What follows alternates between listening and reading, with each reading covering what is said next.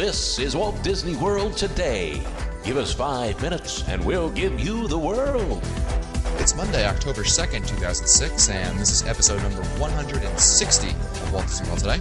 I'm Matt Hochberg from MGMstudios.org. On the show today, we have Josh and Sarah's from UCF's favorite person to be snubbed by, Mike Scopa of MousePlanet.com. Welcome, Mike. Okay. Our ultra-extended forecast calls for decreasing dinosaur population, followed by a sudden growth in those tiny little creatures the size of mice that we call mammals. Aren't they cute? Birthday greetings go out to the cockroach, 200 million years old today. Thank you, Willard Scott. Ooh, very nice. And with his own fan club started by Sandy McGowan, that would be Mike Newell of Mouse World Radio. Welcome, Mike. Howdy ho, Matt. Happy 160th. That's right. I unfortunately have no fan. I have Team Matt, but no members yet. We're still looking for... I'm slowly building. Building. We're all trying to catch Scopa. Today, though, we're going to be talking about the 3D shows at Walt Disney World. And let's start off with It's Tough to Be a Bug at the Animal Kingdom. This show, my opinion of it is, it had so much potential, but it really just doesn't ever reach it. Yeah, I think that there are... when I first saw it, I thought, this is kind of cute. And then as I was walking out, I'm thinking, okay, now if I had the opportunity to write this show, what would I have done? I would have probably done a few more things. I think that there are some areas of the show that are probably a bit too intense for young children. And every single time that I have exited that theater, I have come across at least one or two mothers leaning down, talking to their children who are crying and saying, It really wasn't a real grasshopper. It really wasn't a real grasshopper. No, it's terrible. Or locust or whatever it was. So that's a bit of a... I think from a content standpoint, there's two things that bother me about this. One is, I think it's poorly written to begin with, but Len brought this up, I think, in a previous show. I mean, the flatulence jokes are really old, and they're getting old, and they're not getting any better. So really, just leave them out. This isn't an old show. I mean, it's obviously this was when even when Animal Kingdom was opened, flatulence jokes are old, and I hate the things that shoot out at you. The things on your feet that make you think there are bugs and whatever. That's annoying. It's not funny. I don't like it. Are you scared of it? That's not important, Mike Newell. But I don't enjoy it. Let's leave it at that. I don't enjoy that. It's not real bugs, Matt. You did know that, right? They're not real bugs. Yes. Okay. The hydrolators are real. These are not. These shows are artificial. Whatever you say. Yep. Mike Newell, what are your thoughts about the show? I totally agree with Mike saying. Every time we've gone in there, their kids are screaming towards the end, and it's very loud. It's very dark. It is very an intense movie. Absolutely. We'll talk about it in the next one, but I think that Disney kind of saw the mistakes they made with Tough to Be a Bug, and in Mickey's PhilharMagic, and that's a good segue right to PhilharMagic, they kind of fix a lot of the problems. I mean, in Tough to Be a Bug, when you walk in over there, there are all those spoofs of movies posters, and they have they still carry over that idea of spoofs at PhilharMagic. They carry over the idea of, they have, I don't know, I don't think you'd call them animatronics, but certainly there's, Donald over there. And that's carried over from the Grasshopper and from Flick. But PhilharMagic, I would say, it's one of my more favorite attractions at the Magic Kingdom, and I would say, Muppet Vision is great, but I'm going to say, go out on a limb here and say PhilharMagic is the best of the 3D shows out there. Well, you know why, Matt? I think that you echo a lot of people's thoughts because from a Disney standpoint, I mean, that is the only one of the four that is pure Disney, because you have excerpts from the Disney decade, the animated films of the decade, and all the popular films and all the songs that we all know and love, and it's kid friendly, it's adult friendly. It gives you a nice feeling when you go in there. I think everybody comes out very relaxed and happy. And they really do a good job of working in the audio animatronics, at the end with Donald. Yep. And just as with the other three, it's really the theater that's the star of the show. It's not the film, it's the theater and how the theater interacts with the film. Absolutely. I think, and again, unlike Tough to Be a Bug. There's no flatulence jokes. There's nothing running or touching you. The smell-o-vision is very good. Mm-hmm. The only thing that they do here that irks me is the water effect. That is getting old everywhere. I mean, the air conditioning's enough. I don't need to get wet on every single attraction. But that's all right. I love it. I think the films that they use. I love. My favorite one is Peter Pan scene when Peter Pan lands on the clock hand and Tinkerbell lands and Donald like slams onto it. I love that part. The animation though in the Aladdin scene is really weird because it's like they ran out of money and they still needed to animate Aladdin, so they had it animated instead of having it animated in California. They did it at Ukraine on Rentacoder.com or something like that. But really, I mean, I love the show. Mike Newell, what are some of your thoughts about PhilharMagic? Oh, I love it. It's one of my favorites as well. I love how if you look real close, the screen actually lifts up. And yeah, that is amazing to me. Every time I don't notice it when it happens, but when the show ends, I notice it. And it comes down so fast. It's amazing. Yeah, it's a really cool effect. Very cool. I highly recommend to anyone who hasn't seen it or perhaps just seen it once and figured that was enough, because you really got to. I think it's a very powerful thing. They have very good scenes in there. But let's move on to before you move on, Matt, I want to make one more point. The first time Carol and I saw it, we came out, and she made a very good point. She said, why did they call it Mickey's PhilharMagic? Why don't they call it Donald's PhilharMagic? Because Donald is the star, I just wanted to... I think, that's a good point. I mean, I guess it has to do with the storyline, because technically you're supposed to be going there to see Mickey's opera, hence the opera glasses, so I guess that's why it is, but that being said, half the attractions would be renamed something else if that, if they followed that. I don't know if many people realize this.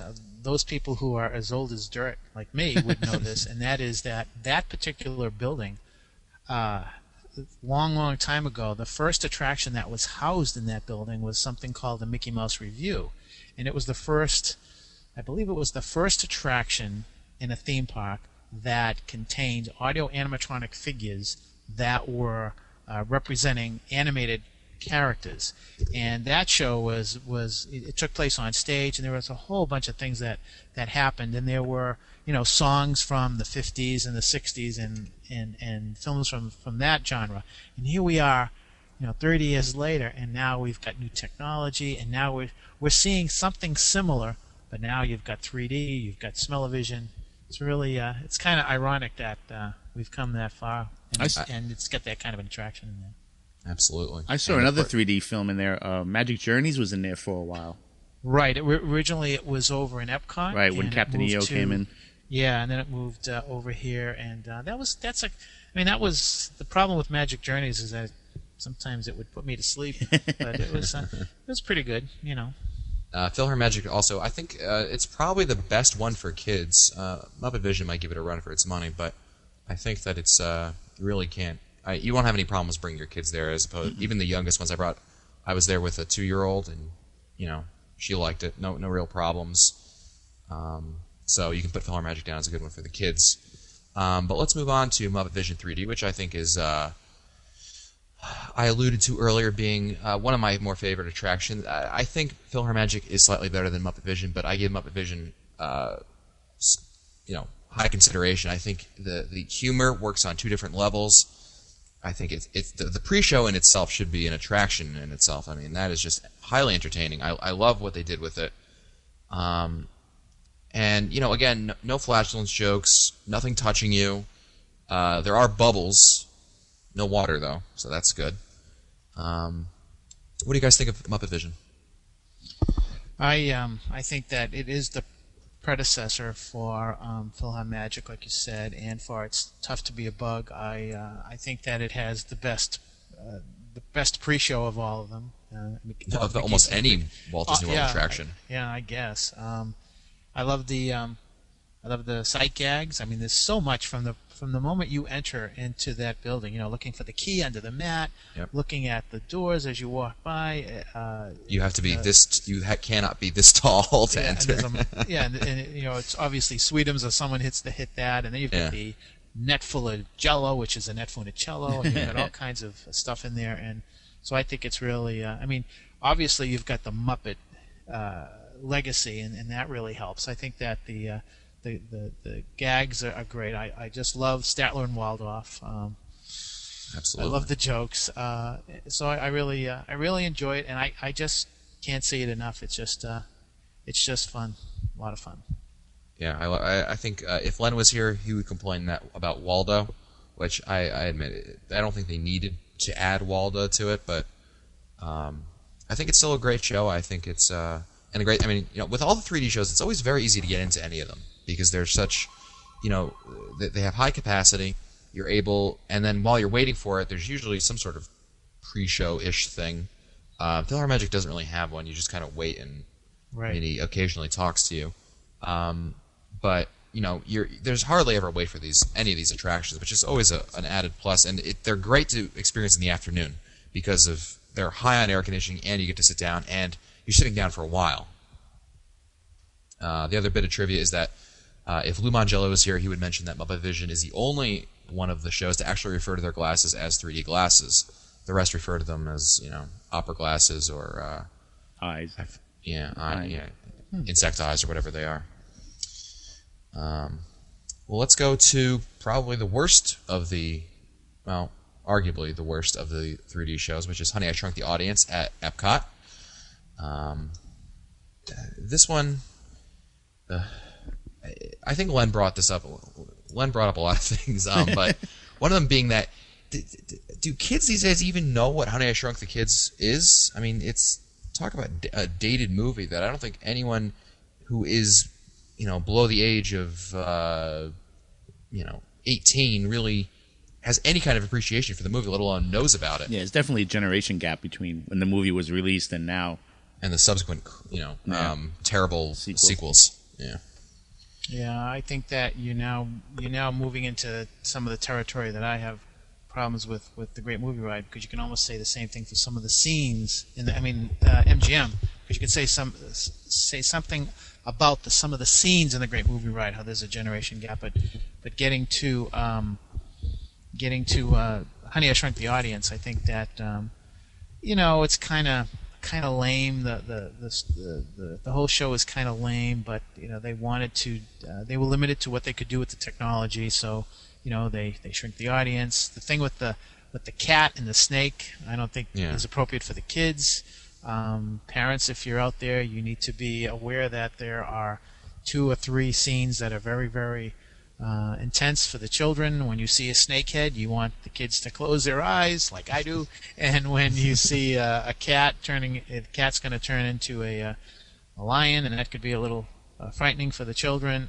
And if you don't like to have a dog sneeze on you, then, well, too bad. It's going to happen. Yeah, it does everything, all the bad things except for have a flatulence joke in it. Yeah. But I just, this attraction needs to be replaced. Some would be nice, but this one needs to be. I think another 3D. I'm fine with another 3D movie. Just they need to apply the lessons that they learned in the other ones and put out a PhilharMagic-esque attraction over there. I mean, bring back Captain EO, or do something with Figment, or I don't know. I agree, Matt. They should. Why didn't they make Soaring into 3D? That would have been cool, huh? Yeah, no, that would have been a lot. That would have been very cool to have a Soarin' in 3D. Michael, what do you think of Honey, I Shrunk the Audience? Yeah, it is very dated. I would love to see a Dreamfinder and Figment 3D film. That would be really cool. That'd be interesting. I think that's kind of a pipe dream. I don't think we're going to see any more Figment stuff. I think that the minority of the population enjoys Figment. That's the Disney internet community. Mm-hmm. And I think the general audience that goes there is like, oh, okay, it's Figment. But, not really attached to it. They don't have that kind of affinity for it that the internet community has. But I'll take it. But I think that, first of all, they got to get back to the futuristic ideal of a future world. Yes. Which it's quickly not becoming anymore. I don't know what it is. Best Buy-ish at best. Yeah. But they need, some kind of think like Timekeeper meets 3D film, where they bring you into, these future worlds, or something like that would be interesting, I think. I'm sure our listeners will have a lot of opinions on what they can do to replace Honey, I Shrunk the Audience, because we've deemed it terrible, and we need to get rid of it.